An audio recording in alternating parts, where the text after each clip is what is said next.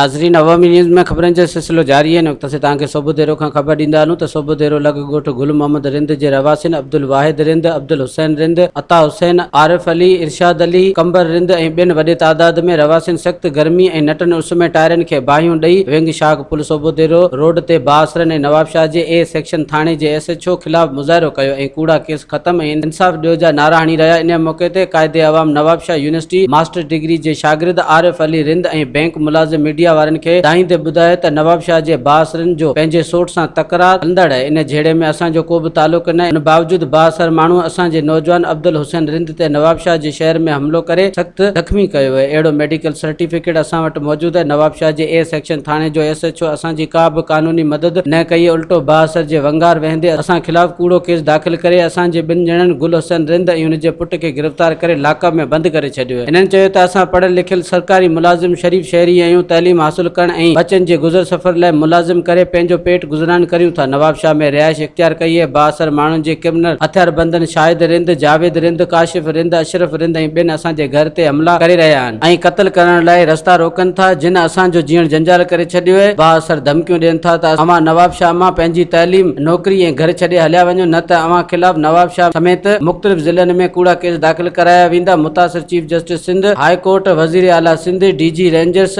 IG Sindh, DIG Nawabshah, इंसानी हक़ूक़ जे तंज़ीम ऐं ॿियनि वसवारनि खां मुतालबो कयो आहे त बासर नवाबशाह पुलिस जे ज़ुल्मनि जो नोटिस वठी तहफ़ुज़ फ़राहम कयो वञे। वधीक ख़बरनि ऐं तफ़सील लाइ विज़िट कयो अवामी news Facebook page, YouTube page ऐं अवामी न्यूज़ वेबसाइट।